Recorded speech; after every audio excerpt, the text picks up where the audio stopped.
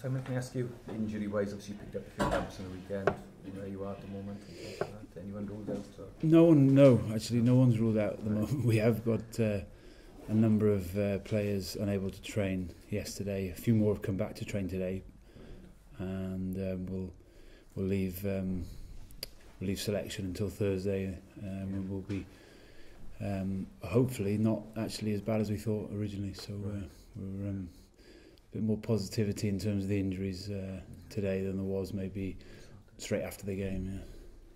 Who would be your main doubts, injury-wise? Would you say it's fine? No one really. That's there's a couple of doubts, but you know who walked off the pitch. Before the end of the game, so I wouldn't like to say there's anyone in particular. There's probably 7 or 8 players at the moment, so it's up to you. Read into that what you like. It's we've got bumps, but to be honest, as I said in the first answer, we're very surprised at how many of those have actually much more positive today and yesterday.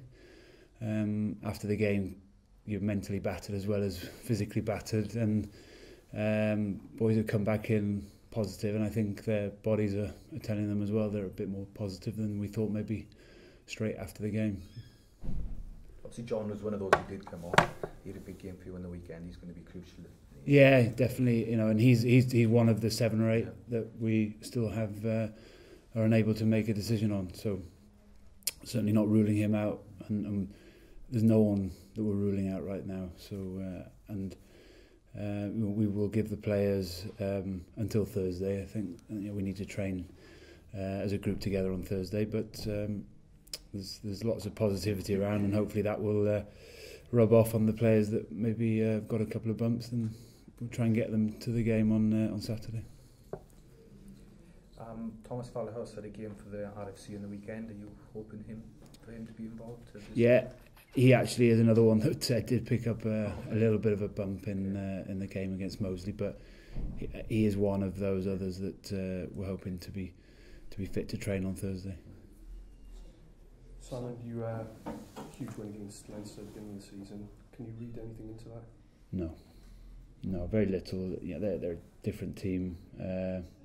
We're a different team, although it was only 7-8 weeks ago. It was a good win for us, but they're coming here fully loaded. Hopefully we'll be close to being fully comp as well, and then I think that fixture was great for us, and we got our season off to a great start, but Heineken Cup is a different place, and 7 or 8 games into the season when they've got all the players that they can pick from as well. It's a different game, and it's a level playing field. It probably wasn't. It was probably favoured in ourselves in that first game because of the amount of players that they can't choose earlier on in the season. What was the message you told the players when you came back in on Monday? Well, the positivity of the first 40 minutes. I think we had a game plan, and it was effective for that 40. We lost Stodds for 10 minutes in the first half, and then for all of the second half. But I still think we were competing well without him on there in the first half, and then second half we didn't pick up a couple of the things that Claremont were particularly sharp at picking up Stodds' positioning, missing on that flank, and they capitalised with 2 or 3 tries from the area where Stodds would have been defending. So disappointing that we allowed that to happen, but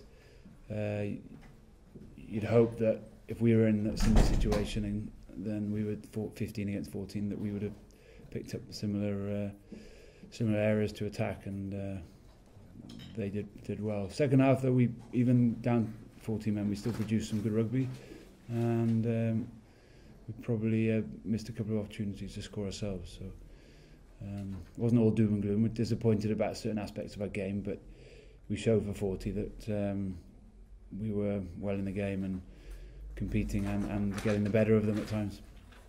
Simon, by any standards, to expect your team to come back from a defeat such as that a week later against a team of Leinster's calibre and put that right is a hell of a big ask, isn't it? You presumably are confident your guys are capable of that, and as an auxiliary question to that, did you see vulnerabilities in Leinster from their narrow squeak against Exeter, perhaps? The first one, I think we've got to take the positives out of the Claremont match and understand that, 13-16 half time, we were well in the game, and then you lose a man, and they capitalise on that numerical advantage. It's always going to be difficult, but to bounce back, that's not an issue for me. We've looked at the game in detail, looked at the reasons for losing the match, and Morgan's red card is one of the reasons, but it's not the only reason. There's certain things in our game that we can improve on, and we were pleased about certain things in our game as well that did work. So we're not down at all about what happened. What's great about this competition is that we're playing the reigning European champions the week after Claremont, and it's heightened everyone's awareness and positivity, I think, going into this game, because one thing we can't afford to do is lose on the weekend and leave ourselves no wins from 2 games. If we win, I could well see Exeter having a bit of a surprise down in Sandy Park. I don't think Claremont will be looking forward to going down there, and then it's all a level playing field after round 2. Are you concerned then that Leinster there might actually be a bit of a backlash because they are very close to drawing, if not losing? Yeah, no, I thought they played quite well actually, and I think the criticism has probably come from outside of their camp. But I think we've looked at the game and they actually produced some good rugby. Exeter nullified them, and Leinster did the same to Exeter. So they cancelled each other out slightly. And Exeter are no mugs either, so I don't think we're giving Exeter credit for the team that they are becoming as well.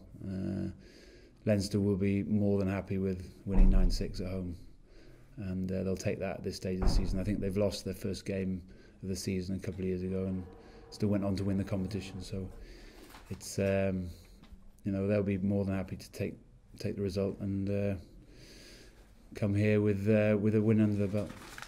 What has made them European champions, then? I think Joe Schmidt's had a big influence. I think the players, they won it with Michael Checker, but then they've gone on and set the standard.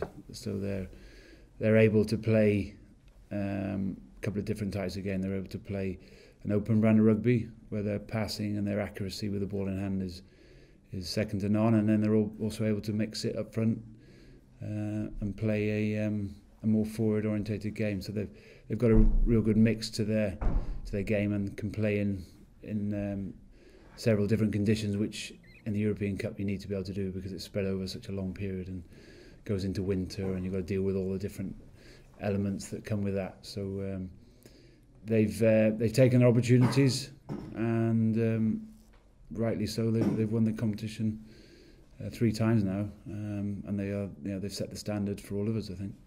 How important is Brian O'Driscoll in that changing his back that last weekend? He was a talisman as an influence. How important is he for him? He's very important. He's not getting any younger, but he's certainly not getting any poorer either in terms of his attitude and the way he plays the game. He's still got a real appetite for the game. He's competitive, and he's someone that they look to when he's playing for them to lead them by example more than anything. I think Leo Cullen's captain, but Brian leads by example and doesn't say too much. He just leads and the others follow. So he's someone that will have a huge influence on their game this year if he stays fit. What about the dual at fly half with Priestman and Sexton?